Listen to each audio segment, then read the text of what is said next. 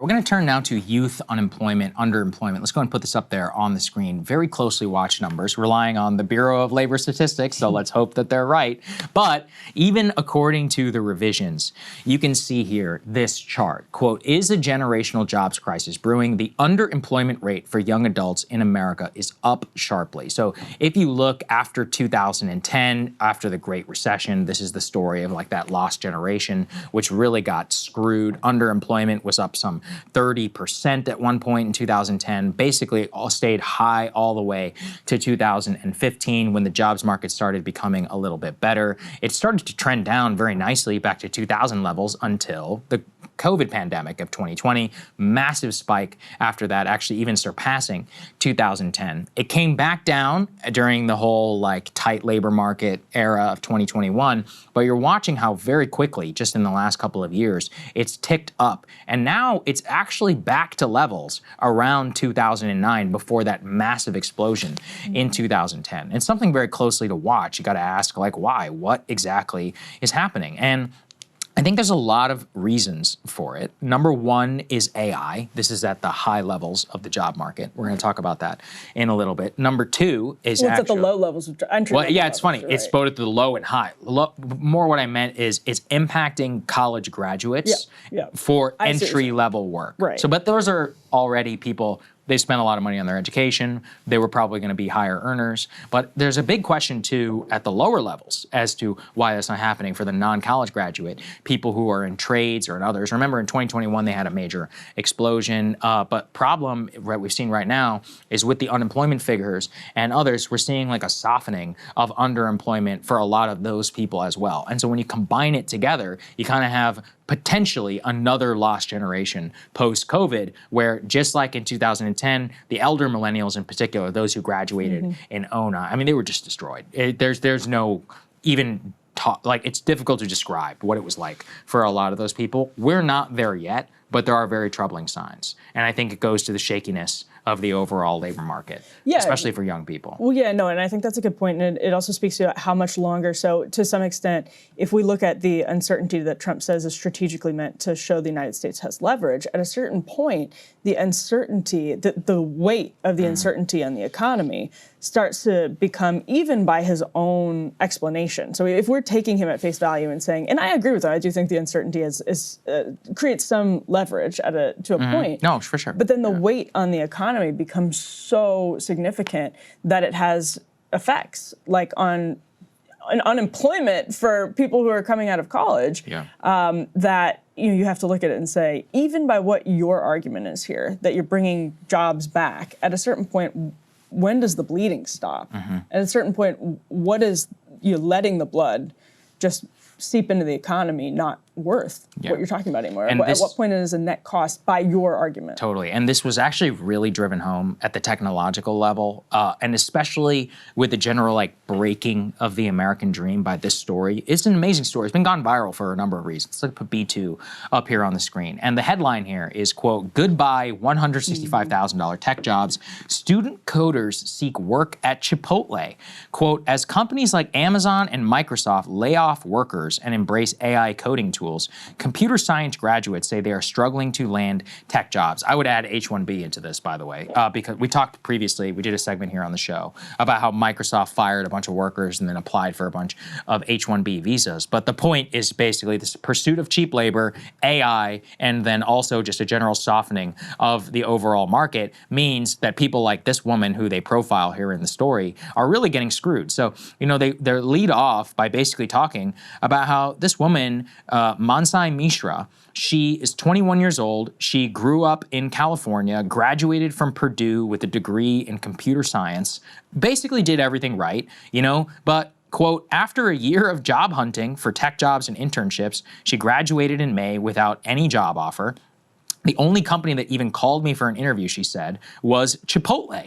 Since the early 2010s, they've talked about kind of the booms of how it was so awesome in 2014, 2015 to go work at Google and Facebook with all this free stuff and healthcares, et cetera. But a lot of these AI programming tools basically have eliminated all of the original scut work that people like this were put into the pipeline for. And I'm not denigrating it because scut work is important. I did a lot of scut work after I graduated. That's what you do because you do it it so that you're around. You do these basic menial tasks while you learn bigger skills and you get promoted up into the company. But at the beginning, they're like, well, we have everybody who has all the higher level skills already. We don't need to put any more people into the pipeline or pay them. We can just use our AI tools to basically eliminate 10 to 15%, of our payroll. And that's basically what's happening. They even point actually to a survey more recently. State schools, Maryland, Texas, Washington, these are decent colleges, as well as private universities, Cornell and Stanford. Many tech graduates, computer science graduates, said that they had applied to hundreds and in several cases, thousands of tech jobs at companies, nonprofits, and at government agencies. All of them were given coding assignments, many of these other things.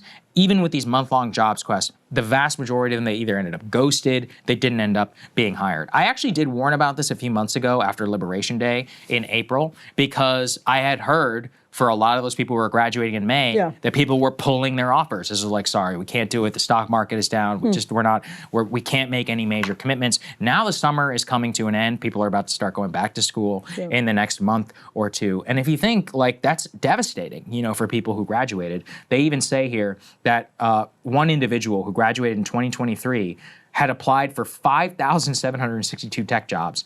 Diligence resulted in 13 job interviews and no full-time offers. I mean, that is devastating. Later on, quote, he applied for a job at McDonald's to help cover expenses, was rejected for his lack of experience, has moved back to Shorewood, Oregon, and is now receiving unemployment benefits from previous. I mean, that's terrible, right? Yeah. This is exactly the story from '09. I remember reading about it, of people who did everything right. There's even a lot of stories about the law school class of 2009. Yeah, I was just going to say. Yeah, they had it grad school made. and law school. They went in expecting to make $175,000 or whatever in 2008 money. They were going to be balling. Like when they graduated, they had offers at the big banks or the major corporate law firms. By the time they were out, they were like, you're done. You have nothing. A lot of people had to move home. Some of them, it ended up working out okay, but it just created like mass chaos and of course debt, for a lot of these people. So look, the point I think in all of this is that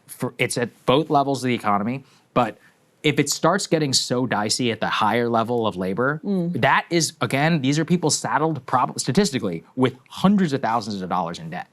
No promise to pay it off. And then you wonder why Zoran is happening or any of these other, political effects of what youth unemployment look like in our economy. I just thought it was a really sad story when you look at it broadly. Yeah, it is. And I think those parallels are really important to point out. So I have this other headline. I should have added it to the rundown, but this is from last month. This is in Fortune. The headline here is Gen Z men with college degrees now have the same unemployment rate as non-grads. A sign that the higher education payoff is dead. Well, we've had plenty of those signs over the years, but this is, that's not just a sign. That's your example that the higher education payoff is dead. It's not just a sign that it's going to happen. It's clearly the indication that it has happened. And so you then have this massive debt hangover. We saw it with millennials after the Great Recession that lasts into your 30s and 40s. Student loan debt, you're not able to pay it off because you're not making the money that you thought you would make when you took out the loans, and those jobs just don't exist. And so millennials, it looked like there was a trend of Gen Z getting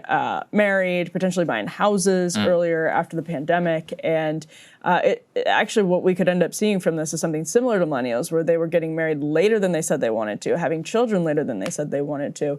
And all of this is just to say, we aren't only looking at costs on the economy. We're also looking at people's lives and happiness. And it's not just numbers on a page or on the screen. There are all kinds of cultural effects that come on with this that people remember vividly from the recession. And so if that's what we're looking at and there's some really troubling signs, we kind of have already run the play.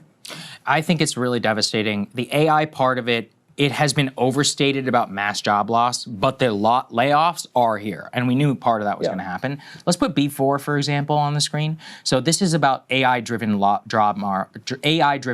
shrinking the job market, specifically for recent graduates. So what they say, as I have said here, these entry-level roles are being hardest hit. companies are automating tasks traditionally handled by the most junior staff, and at the same time, the broader job market is slowing, rising employment with recent graduates and with young tech workers. And even if you look at some of the Federal Reserve data, so there was some more recently data, I think it was from the Federal Reserve Bank of Atlanta, and what they showed in the Federal Reserve Bank of Atlanta was a similar kind of softening of the overall job market. I'm trying to look specifically at the unemployment rate, but what they showed was that this software engineering and computer science degree in particular saw major changes just over the last couple of years, and it just makes it again where I've seen, for examples, I'm trying to think about, I talked about somebody who I know who works in consulting. And they were like, well, when I came into consulting, he's like 10 years into his career now, but he's like, my initial job was just note-taking and arranging minutes and all these other things. It sucks, but it's like, that's how you start your climb up the ladder. He's like, we don't even need somebody to do that anymore. We just have Microsoft Teams, which has the, OpenAI, ChatGPT, AI function or whatever built into it. It automates everything. It does summaries. And so we're just not giving offers, to nearly the same number of people. Well, that sucks, for a lot of people. Similarly, especially when they, quote, did everything right, and then they just get smacked, initially by this mass social change. And I can definitely think at the white collar level is where we're going to see the most impact in law, in consulting, in technology. But don't make a mistake to say that it's not coming for blue collar workers as well. Like if you're a tradesman with a house skill, that's going to be one thing. But everyone talks about them. McDonald's kiosks, more automation, all of those things. It just reduces the overall headcount that a lot of people need. Or it just means that the type of job you're going to get is not necessarily the one that is going to pay very much in the future or give you any upward mobility or advancement. Well, and trade shops also support admin roles that are going to be hit by AI as well. So I mean, that's significant, and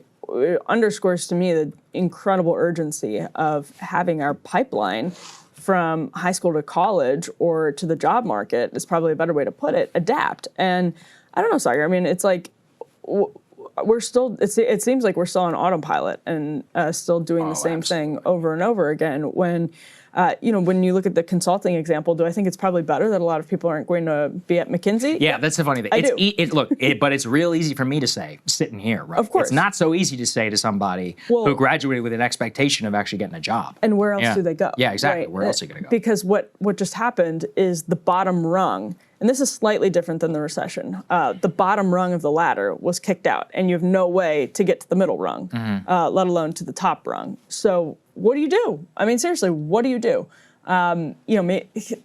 We're right now, it seems like, just continuing on the autopilot default of sending people through this normal college to white collar job pipeline that it's changed so much that it's the rote reflex is outdated. Hey, if you like that video, hit the like button or leave a comment below. It really helps get the show to more people. And if you'd like to get the full show ad-free and in your inbox every morning, you can sign up at breakingpoints.com. That's right. Get the full show, help support the future of independent media at breakingpoints.com.